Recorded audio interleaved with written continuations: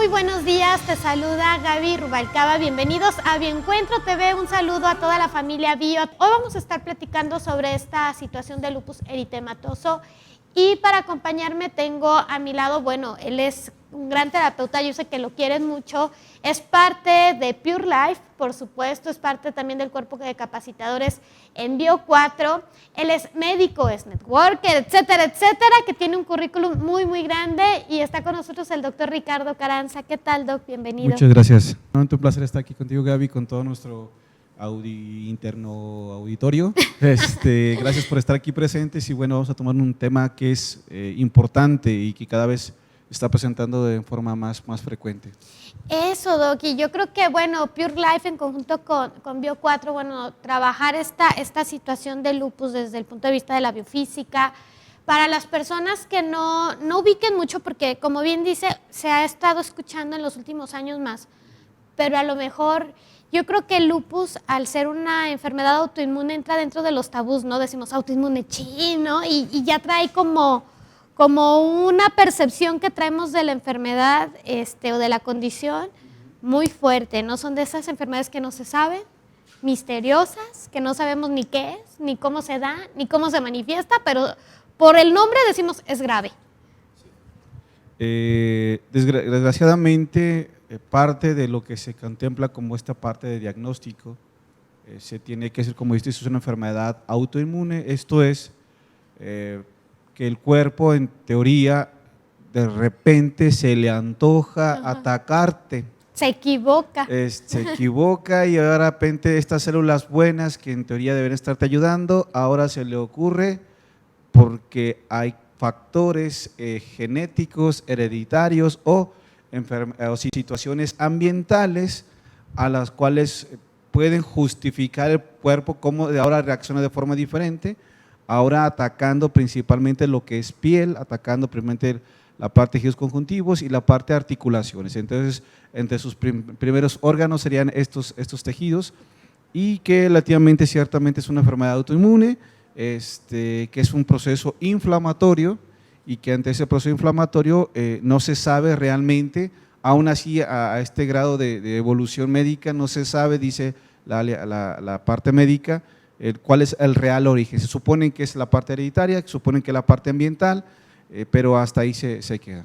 Claro, y hay varias cosas en tomar en cuenta en el lupus eritematoso sistémico, donde de hecho su nombre lo dice, lupus eritematoso sistémico, donde hay brotes, que hay procesos inflamatorios, hay procesos de degeneración que dicen de destrucción de tejidos, no saben por qué el cuerpo se equivoca y empieza a destruir tejido de piel, tejido articular, hay procesos inflamatorios, en la piel hay manchitas, incluso una de las características es la mancha de mariposa que hay en cara, sobre todo a nivel facial.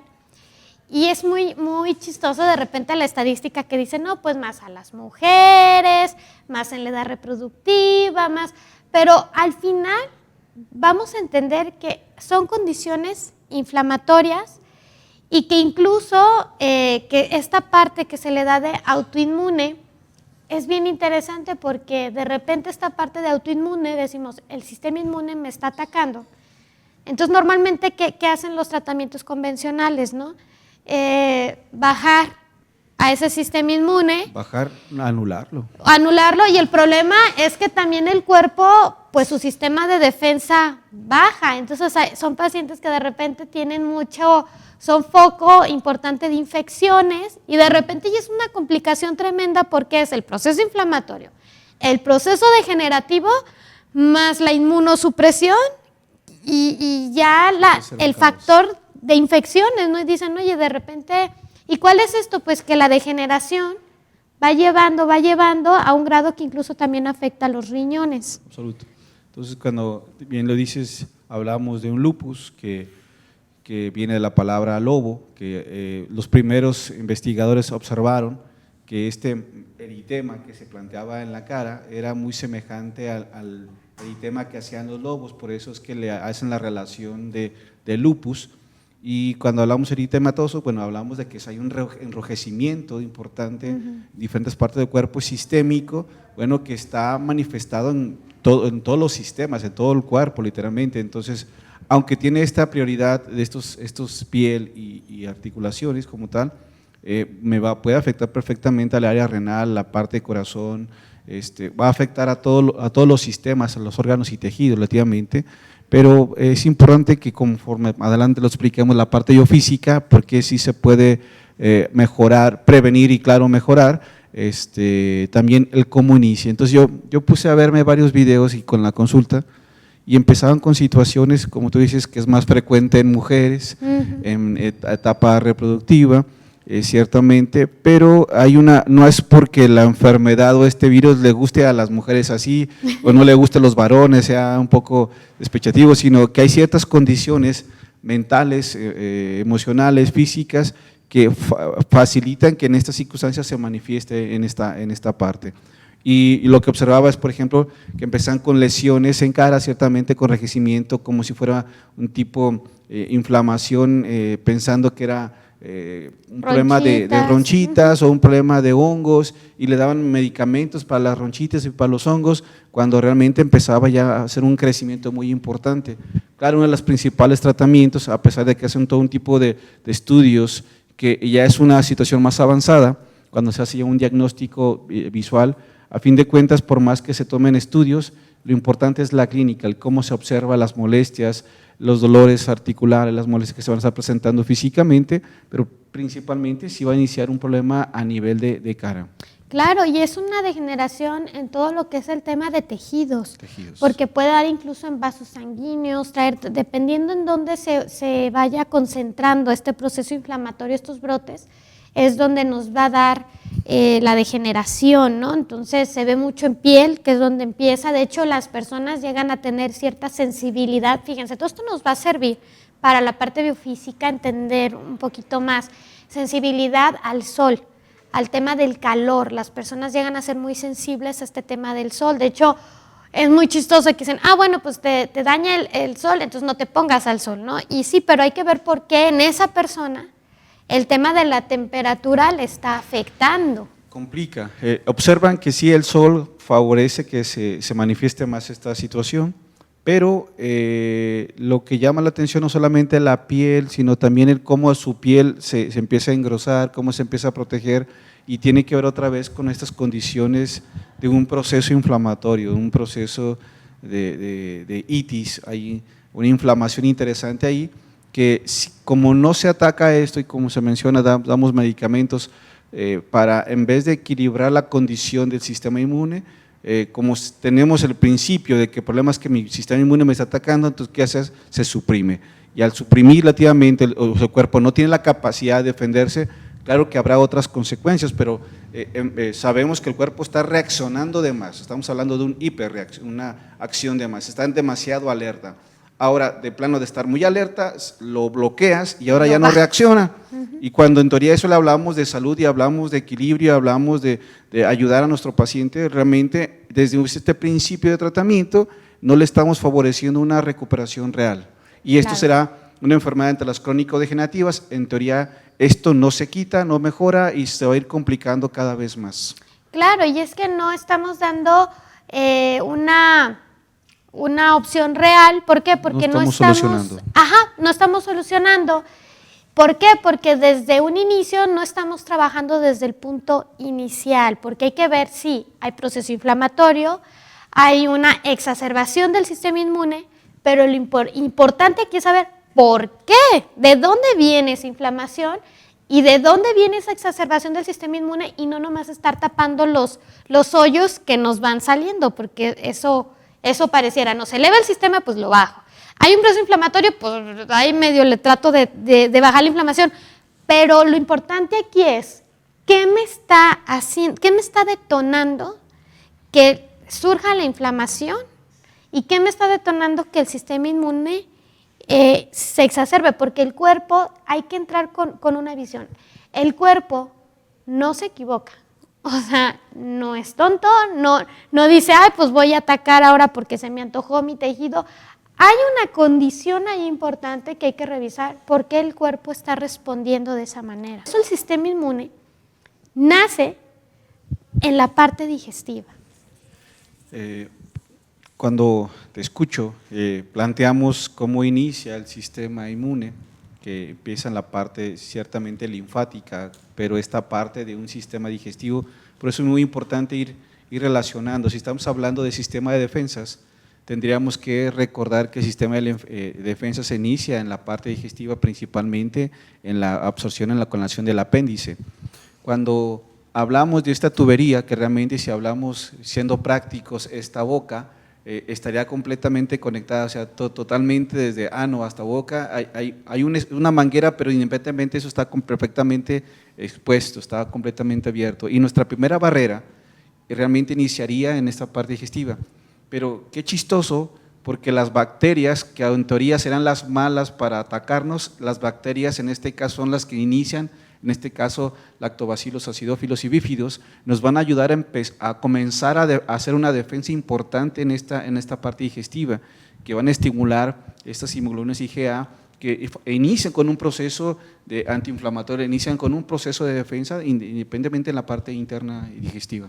Así es, ahorita que habló de la parte de las bacterias, efectivamente, las bacterias son las encargadas de producir las bacterias benéficas, que ya dentro del intestino se le llama microbiota intestinal. Fíjate, llega a pesar, esto es tan importante, la microbiota intestinal, que llega a pesar de 1,5 kilos más o menos, y tiene en función el valor tan importante como el de tu hígado, que por cierto el hígado también es un órgano implicado en el tema del lupus, ahorita vamos a ver, pero estas bacterias benéficas, cabe mencionar porque como bien dice el doctor Ricardo, hay bacterias patógenas que son las que nos generan, y no es la bacteria, es el medio, la bacteria patógena es el resultado, oye, tengo una infección, la verdad es el resultado de que hay un medio que favorece a esa bacteria, ¿no? Porque la bacteria es un microorganismo vivo, entonces, esas bacterias benéficas nos ayudan a producir inmunoglobulinas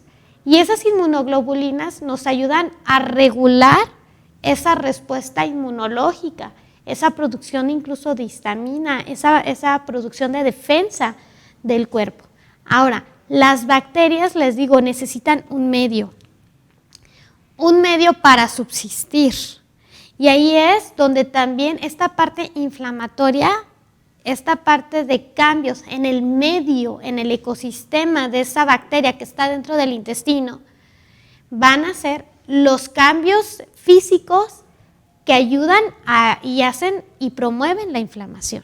Y este proceso inflamatorio como tal dependerá de factores muy importantes ya desde la biofísica, desde nuestra forma de entender que yo te digo, a mí me enseñaron como la parte médica, yo puedo ver a 90 grados, pero cuando yo empiezo con biofísica puedo perfectamente ver a 360 grados, entonces me da una capacidad de poder ver todas las opciones y entender no solamente que ciertamente hay un enrojecimiento, que hay una inflamación, pero cada vez que hay un enrojecimiento, inflamación, casualmente viene una connotación o un aspecto, un factor que se llama temperatura, una elevación de temperatura, o sea, la temperatura ya no es la misma, hay un proceso inflamatorio, pero esto es igual a, hay un aumento de temperatura.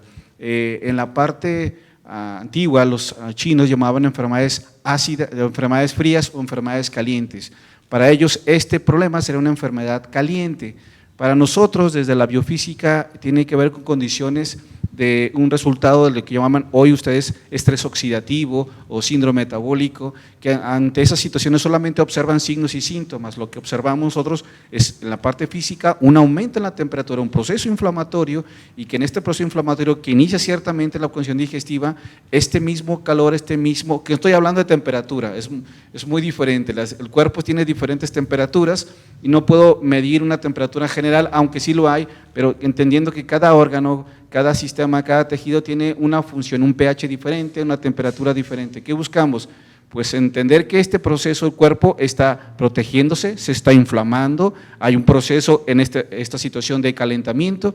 El problema es entender por qué el cuerpo se está calentando de más, por qué se está inflamando, por qué se está protegiendo, y aquí tiene que ver mucho las condiciones de inicio en la parte mental, emocional, pero lo que físicamente estamos observando es una elevación de temperatura.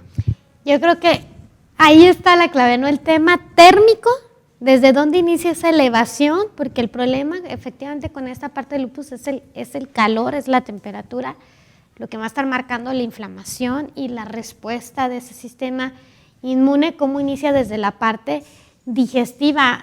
Las enfermedades, las condiciones a veces se manifiestan en una zona, pero tienen su origen en otra. Porque acuérdense que el cuerpo es sistémico, es metabólico y es compensatorio. Entonces, esta parte de calor es clave, crucial para esta condición de lupus. Por eso es que de repente dicen, no, pues no se cura y luego es muy difícil, luego nomás hay que estarlo ahí paliando. Exacerbaciones, luego en teoría se bloquea y vuelve a reaccionar, se detiene y vuelve a reaccionar. O sea, la dinámica del cuerpo realmente es cíclica relativamente porque el paciente no ha dejado de hacer lo que hace para tener este problema. El momento que el paciente tome conciencia de lo que está haciendo para complicarlo, en ese momento automáticamente las condiciones y la respuesta de tu cuerpo será muy, muy diferente. Así es, y entonces vamos a una pausa y regresando vamos a ver desde dónde inicia este factor térmico y vimos de la parte digestiva, pero cómo y cómo se va desarrollando toda esta cadenita de alteraciones y de degeneración en los diferentes tejidos u órganos de nuestro cuerpo con esto que es el lupus. Es una enfermedad efectivamente caliente, es una condición ácida, hay que ver por qué se le da esta connotación y el calor que surge desde esa parte abdominal que es el que nos va a predisponer a la inflamación y obviamente a la respuesta inmune. O sea, son personas que hay que trabajar mucho su temperatura interna, el proceso inflamatorio, pero que viene desde la parte digestiva. El colon es un órgano muy interesante porque funge como un radiador del cuerpo, un regulador de la temperatura, pero también es muy sensible, tiene doble capa de nervios y donde haya alguna alteración en su motilidad, en el tránsito, nos van a cambiar las condiciones de presión, de volumen y obviamente de temperatura, desde esa parte al sistema. A mí me han dicho, no sé, lo particular, Gaby, ¿y cómo es que entonces el cuerpo se pone más caliente si no me estás hablando de una temperatura? Mira, cada que las moléculas dentro de tu cuerpo aumentan su fricción, eso precisamente va a originar un aumento de temperatura. Cada que hay contracturas musculares va a aumentar una temperatura. Cada que este intestino, de acuerdo a estimulaciones simpáticas o parasimpáticas en tu organismo, de acuerdo a lo que está pasando en tu entorno, me va a originar tensiones musculares por sí mismo, más aumento de temperatura.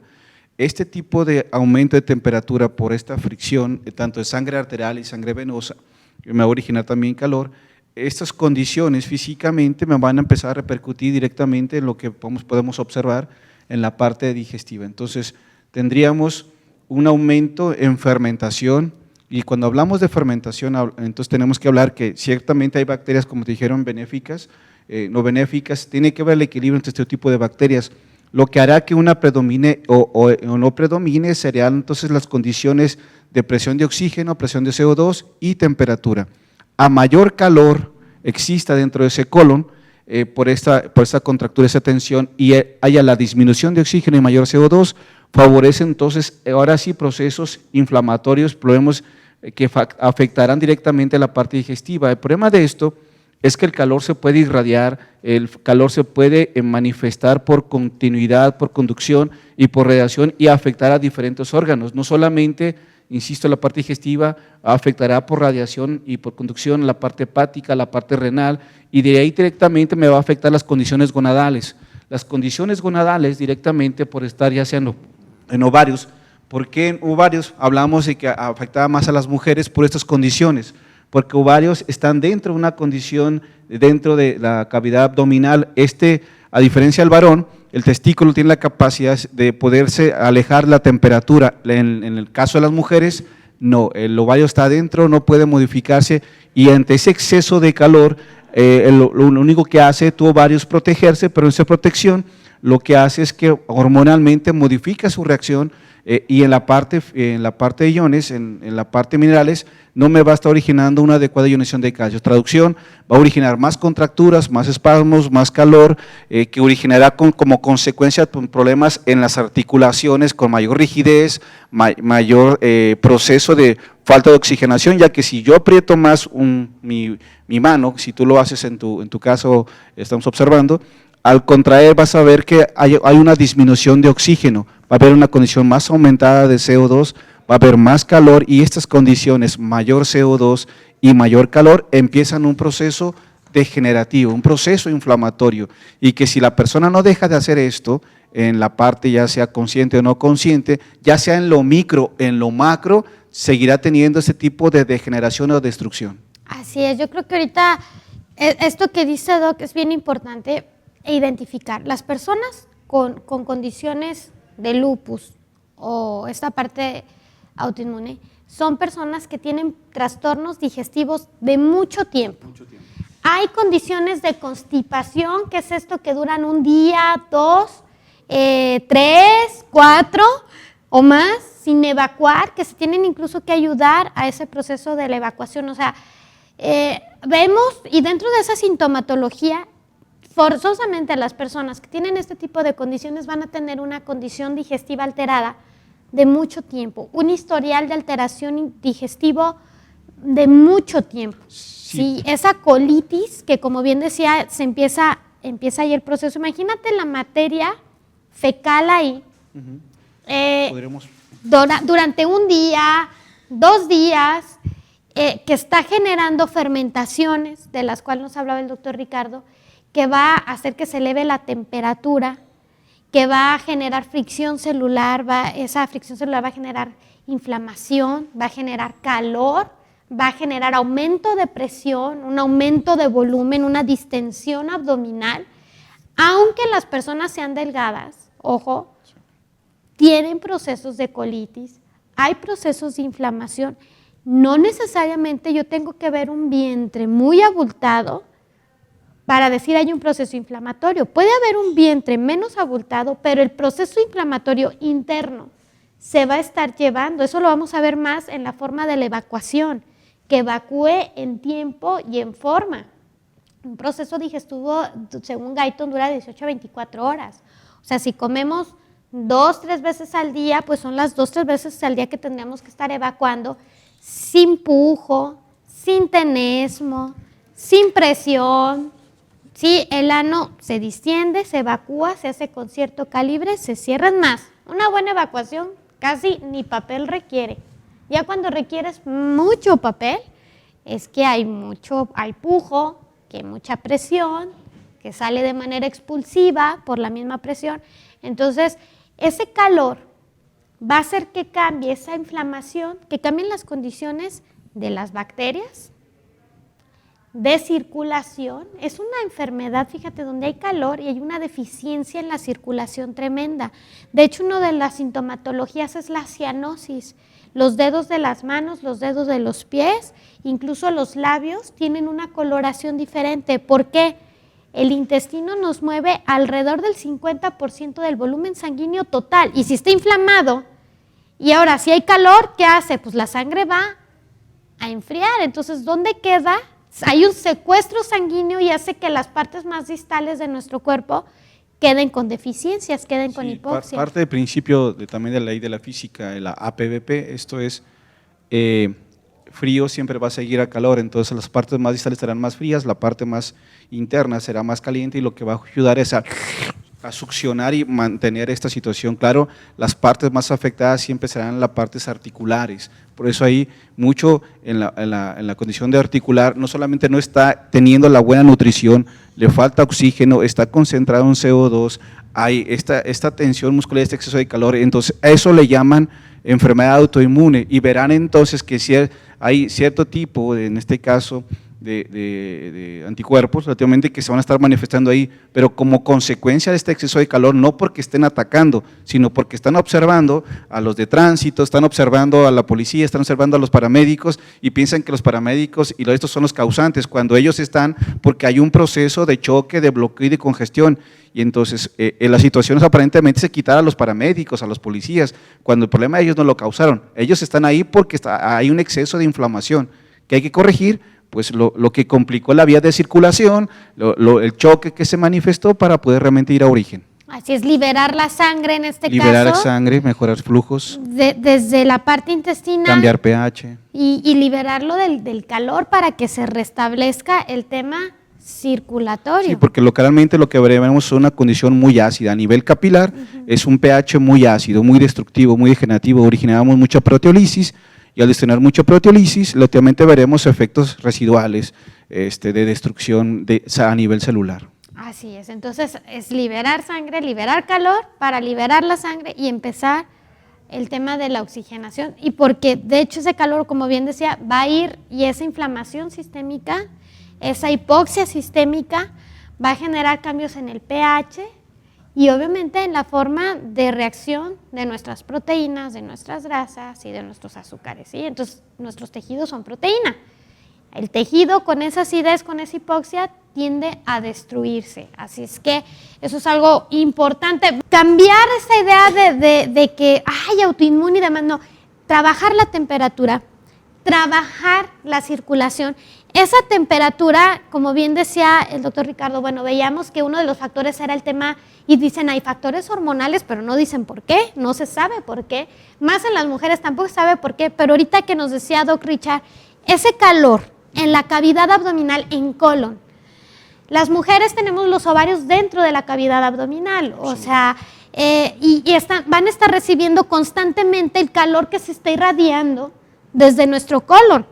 Entonces, eso va a hacer cambios en la producción hormonal, obviamente, por eso se observa esa condición hormonal, y cambios también en la ionización de calcio, que eso es importante, porque las manifestaciones son en articulaciones también, y es que son personas en lupus donde esa deficiencia de calcio nos está generando mucha rigidez muscular también, o sea, donde vemos también hay rigidez en tejidos. Sí, el calcio como tal, hay que recordar que hay dos tipos de calcio, un calcio no biodisponible, un calcio biodisponible.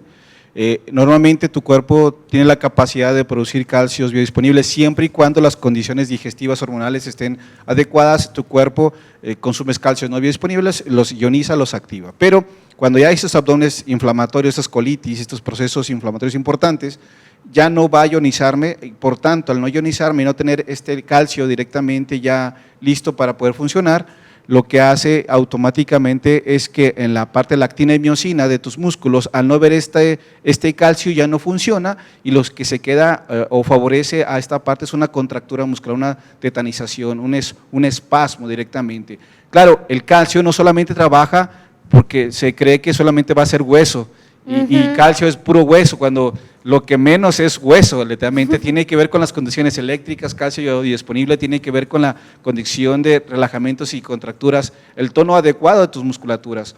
Pero si comienza a haber tensiones por esta deficiencia a nivel ovárico, claro, desajustes hormonales arriba y abajo, que ustedes ni mujeres se van a comprender, pero ahora directamente la contractura y espasmo en vaso sanguíneo, músculo, que es el que hace que nos movamos, pero también el músculo que hace espasmo en la parte intestinal. Entonces, si no hay calcio, me va a afectar a estas musculaturas directamente en mi cuerpo, por tanto, originando, como lo habíamos dicho, constantemente reiterando el calor.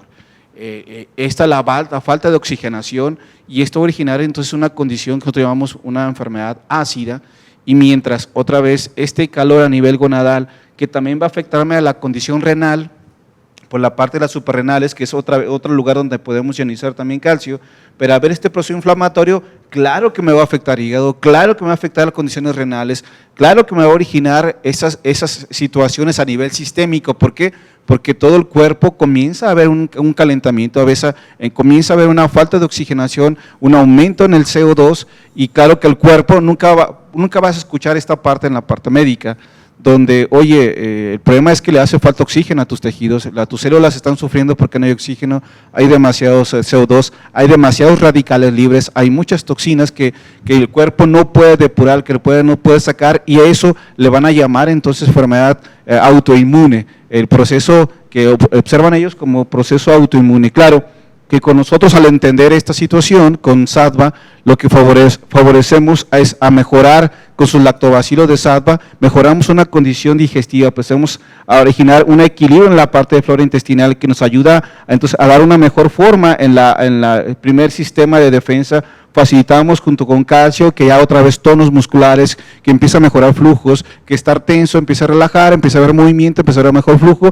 empieza a entrar más sangre arterial, sea más fácil que salga la sangre venosa, y claro que el cuerpo entonces empiece con sus grandes potentes que tenemos en la parte de Sattva, estos precursores en la parte de nuestros nutrientes, va a ayudar como antioxidante a regenerar, a recuperar, volver a darle ese electrón que necesita esa molécula para que vuelva a funcionar y vuelva entonces a hacer un proceso real de desintoxicación, de depuración, el sistema inmune se regule, no se quede abajo, se vuelva a regular, y claro que veremos condiciones, al quitar la tensión, va a bajar temperatura, al quitar tensión, mejorar oxigenación, y el cuerpo empieza otra vez a recuperarse y volver a su equilibrio. Yo le agregaría congruencia, Sattva, agregaría Ganoé, Doc, porque el tema de la oxigenación es importante, ¿no? Importantísimo, aquí es clave, o sea, en la parte práctica, en la parte que si fue el abuelo o no fue el abuelo que tuvo esto y que favorece la predisposición. Espérame, es que si mi abuelo haya hecho o no haya hecho, yo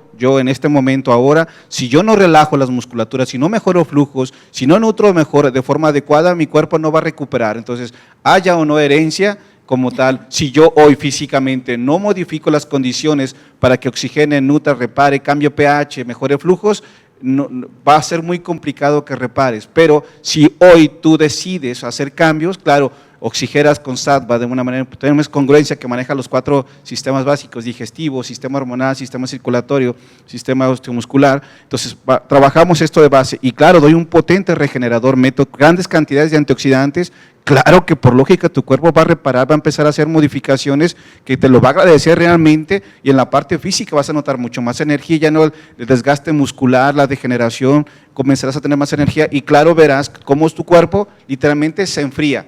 No es, y hablado literalmente se enfría, se vuelve otra vez a hacer un proceso, ya que lo que tienes a vez inmunomodular. Esto hace que tu cuerpo otra vez se equilibre en su sistema de defensa, que lo que requerimos es eso. Tu cuerpo, salud es igual a equilibrio, buscamos tu equilibrio nuevamente.